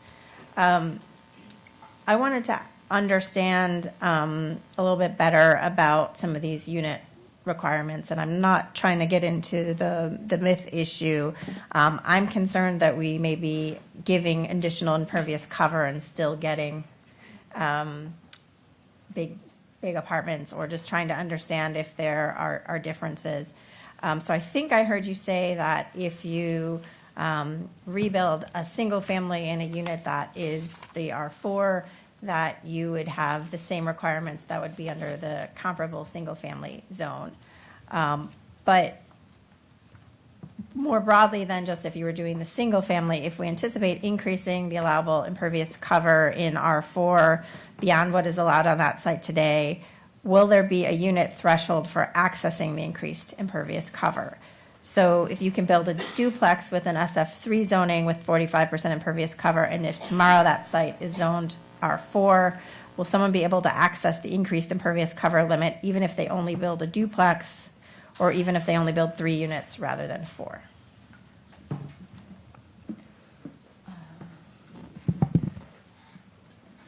So we really appreciated you bringing up this the other day when we had that discussion, and I think we need to talk with the team. But I think so the idea was if you've got an R4 zone and you're allowing up to 50% to allow that flexibility to get the 4 units, that's not needed if you have it below that threshold, if you're just coming in at 2 units or 1 unit. And so I think that is something we'll want to look at and make sure that we think through for the code, right? Because I think we would want it to look more like a, R2 level at that point. Yeah, that regulation is still developing as we're writing the code, and it has come up in our discussions, and so we're looking at that closely, and we can certainly circle back. Okay, thank you. But then also to the question of what you're allowed to do, and this is not so much about the impervious cover, but if you are zoned to an area that's now 4 units, we've said you could build a single-family house. Can you build 2 units if it's zoned for 4? I think the answer is yes. But Yes. I'm gonna- The answer is yes on how it's written now. Okay, thank you. With respect to the SOS changes, it's my understanding that if you go back and you look at Code Next and the FAQs, there were statements made over and over again that we were not going to be changing the SOS ordinance. I understand the rationale for that's being offered about why we want to consider it now, and I'm going to definitely need a lot of data and information and time to be able to be comfortable with any changes to that. But I'm curious if you've met with the advocates in the environmental community about the SOS amendment proposals, and what, if any, concerns did they raise? Yes, we did. We've had one meeting with them recently. We've of course met over time about some multiple of these issues, but more recently, we did talk about the specifics of these proposals, and they brought up some concerns that they'd had in the past, regarding, sort of numbers of residents or, car trips and other things like that they brought up in the past. Can you be more specific? Let's see, I'm trying to think if one would be, so with the redevelopment exception, I mean, very few landowners are probably going to take an old beat-up strip center with a lot of impervious cover and just replace it with something identical in terms of size, and so they'd probably come in with something that has more activity and more use and more housing. And so actually that's one of the reasons we wanted to bring it back with this code change. Well, the council asked for a redevelopment exception analysis as well, but we believe that we would be able to provide more, that the community would be able to provide for more housing and more options on these properties if they did have this redevelopment exception, if it were made more possible to use. But some of the folks in the environmental committee have come forward and said we don't agree. We think that we think they should use the whole site. We think that they should. We are concerned that the amount of activity is going to increase on the site and therefore cause more issues. Thank you. Just to restate the concerns that I heard specifically from some of our friends in the environmental advocate community, there was a concern that by allowing partial redevelopment, we would not achieve complete redevelopment of the site. So I think there's a trade-off to be made. Do we wait until market forces basically drive redevelopment of this site in full compliance with SOS, which we haven't seen up to now, or do we try to get that incremental benefit today as soon as possible by allowing partial redevelopment or redevelopment under the redevelopment exception? So that was one. Two, as Matt correctly alluded to, was just does that additional density that could be facilitated by taking advantage of the redevelopment exception bring additional non-point source pollution issues, more wastewater lines, more fertilizer being applied, that sort of thing. Another concern that we heard was specifically related to payment in lieu for the small subset of sites that might do subdivisions in SOS that could otherwise. So the benefits of providing on-site control versus payment in lieu, which we were proposing to expand into the Barton Springs zone as well as the rest of the city. And then the third one was specifically is the amendment necessary to achieve some of the city's goals with respect to missing middle housing in the Barton Springs zone. I think it's some of the exact questions that you had just asked of the feasibility of achieving the higher unit count. Thank you. I'm sure we'll all be hearing from folks on that, but I wanted to bring those out a little bit.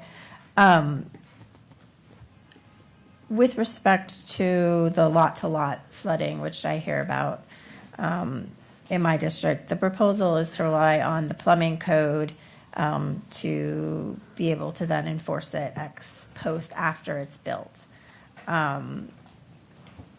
I understand the innovation that is involved in that. I am concerned about ex post enforcement mechanisms that then require people to be knowledgeable enough of the law to know that there was a code they could have enforced against their neighbors, but then it's already built. And where does that leave folks who are then experiencing flooding from new construction in their neighborhood? And I would really like to make sure that you're going to present us with some clarity on how that would work and how that would play out, because I have seen a lot of problems with enforcement over things that should be a lot easier to enforce perhaps than that, like STRs or traffic enforcement, that, the city's not really good at some of these kinds of enforcement activities, and there is a certain amount of security that comes with believing that this is already baked into the permitting process and the health and safety standards that we have for our community when they go forward. So I'm going to really want to understand that better for the lot to lot. One thing we didn't talk about that your discussion, Brent, of the procedural appeals raised for me is I have a lot of grandfathered properties, and it matters if that site plan gets extended tremendously for the environment and tremendously for other things. And I don't know that I would be comfortable with that just being this little procedural decision that has this automaticity to it, which was implied with what you said. So I'm going to really need to understand how that process interacts with lots of properties that have all sorts of grandfathering, how that impacts, with PUDs and other kinds of things that are really prevalent in my district. Councilmember, we will we'll describe that more fully in the staff report as to the proposals there. But I think principally one of the proposals with respect to appeals, and again, it really comes down to an efficiency and cost-benefit analysis is the one-year extension that can be given administratively to applications and whether that, or to site plans, and whether or not the granting of that one-year extension should be subject to appeal. So I think that's the clearest example of where we've dialed back one of the appeal rights. But broadly speaking, I think the code is very pro-appeal in terms of, with respect to non-conforming uses, it very clearly defines the process for appealing decisions about whether a use is non-conforming, what the extent of redevelopment is on a site that's non-conforming. And so I think there hopefully will be things that speak to your concerns with respect to those sorts of appeals, but there are some procedural appeals, as you alluded to, that we're recommending to dial back, and I think that will be clear when the staff report comes out. To give a really quick note on the plumbing code, we are going to be talking with the code department as well to talk about enforcement post-construction. So we can report back on that after we've had more discussions about that possibility, because we are concerned that something might not be discovered until after the certificate of occupancy was actually obtained and somebody was already moved in and so forth. So we need to, there's more to discuss on that. So thank you for bringing that up. Yeah, and it doesn't rain a whole lot. So like when it does rain, it rains a whole lot. And that might, if you said, within 6 months you had to do it, it may not rain. And so there's some nuances there that raise concerns. Back to the procedural appeals, I'm going to really want to understand that. I've got these very weird situations grandfathered all over my district, and I don't really feel like we should be automatically extending things that give folks the ability to have grandfathered rights to override our environmental regulations that we have everywhere. Thank you. Leslie? Oh, sorry, Jimmy. Thank you. Thank you all for your hard work on this. I know this part particularly was difficult to work through, so I really appreciate that. And thank you, Mayor Pro Tem, for what you said. I agree with you about that. I'm having similar situations for my district, which for different reasons does not engage as much, but also a lot of misinformation reaching people that is not productive to what we're trying to accomplish. Just a couple of comments. I think the enforcement piece is important to understand. I would expect that anything that's in the code is enforced, whether it live in the plumbing code or whether it live in the zoning code or whether it lives anywhere. And so understanding that better is going to be helpful. I don't think STRs and traffic enforcement are fair comparisons. They're very different types of enforcement challenges than building and zoning, but it will be good to know what the enforcement process looks like.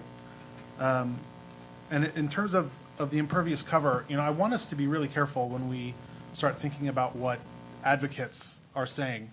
There have been advocates in this community who have told, who have said in the media that all new development should go in the greenfield. I certainly have not forgotten that. And I don't think anyone on the council is saying that all new development should go in the greenfield, but some of those supposed environmental advocates are saying that. And so it's really important to be clear that what we're trying to accomplish with this code is improved environmental quality through this chapter, improved water quality, improved flood risk, while we also achieve our housing goals. And what I'm hearing from staff through this series of presentations is that we can actually do all of those things. And whether or not we can take up SOS amendments now or later is kind of not as important to me. I think anything we can do to improve environmental quality is going to be a valuable step that we should do. So thank you all for that, and I guess that's all I have to say right now. Leslie?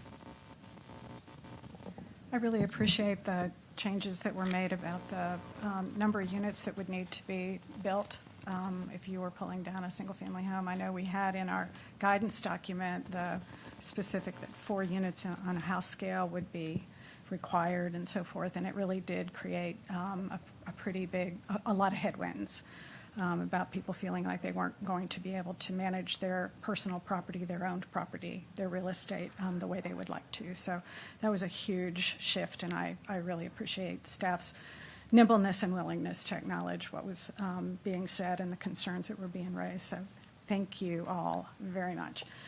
On the impervious cover piece, I also wanted just to remind us that in the guidance document, again, we talked about that the flooding and the mitigation was going to be calculated by individual watershed and not by the average over the entire city.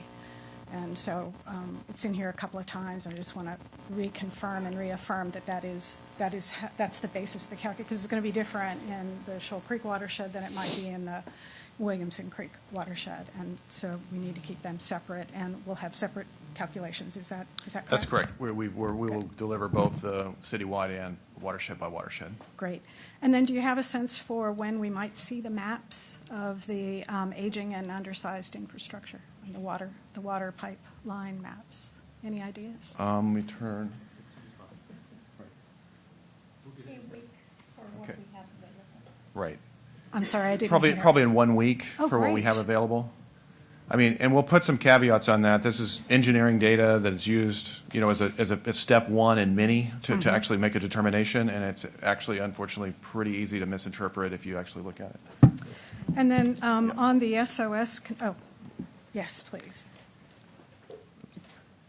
One more. Reem June, Watershed Protection Department Supervising Engineer. So we have 1,100 miles of storm drain data in the city of Austin. We have modeled about 900 miles of that, so we'll have that data available readily. The others will have data showing where it's located, but we don't have any capacity information on that. Okay, but it sounds like you're doing a really good job of getting that all modeled and up to date. It's been a 7-year-long effort that's ongoing, but thank you, yes. Thank you, and that's really necessary for us to know kind of what we're looking at.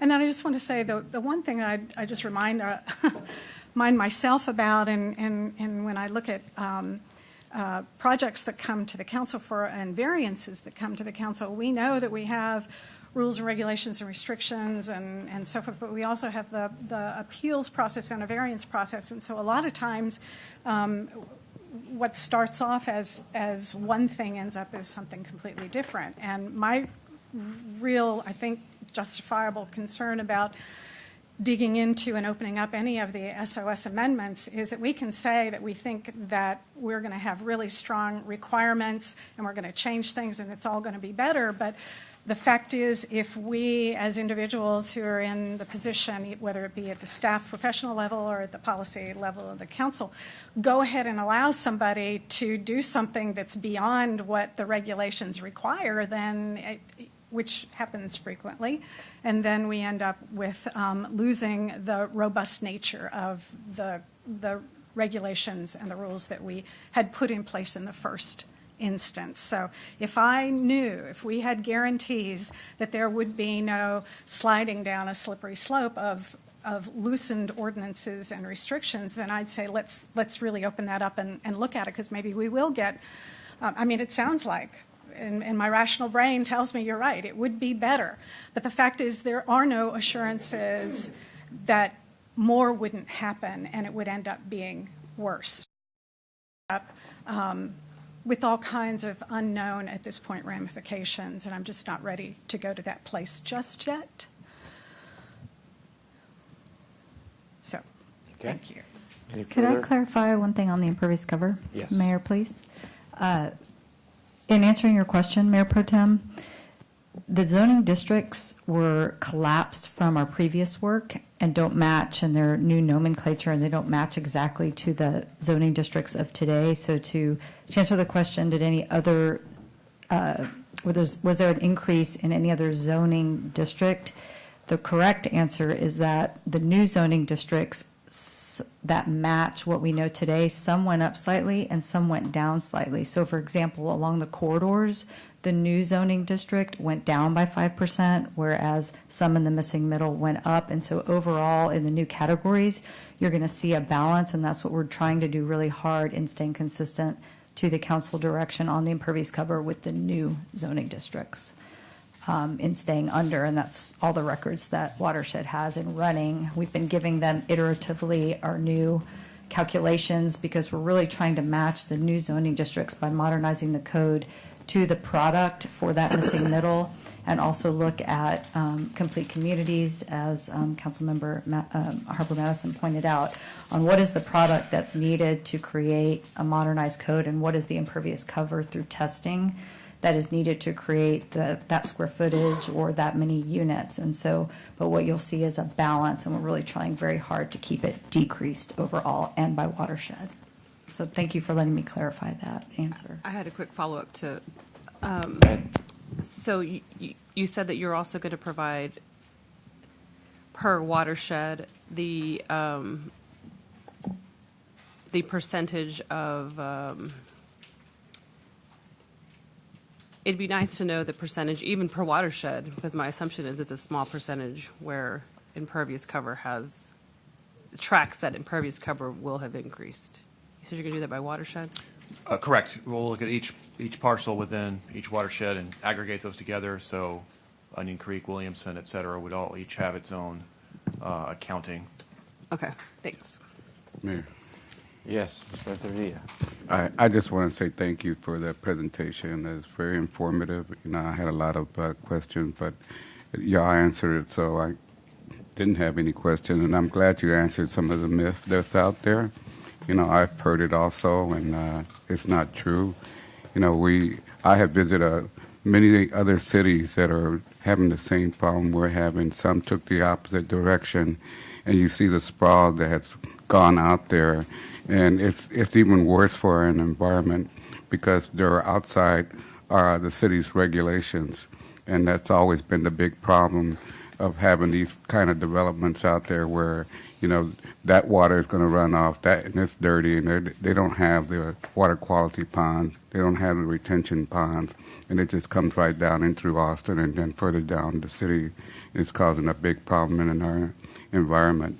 And so I really want to thank y'all for looking into all of that. Thank you.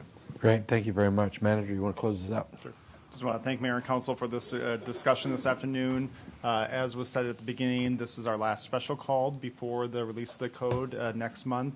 I will note that we have a work session next Tuesday before our council meeting on Thursday, and so on October 1st, I will regroup with staff to see if there's any other items that we want to bring forward to that work session as well. So we have one more chance to have any dialogue as needed, but just want to thank everyone for their conversation today.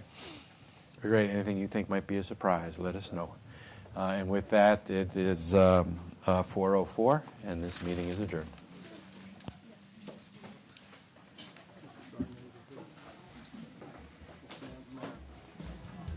Somebody said they thought they saw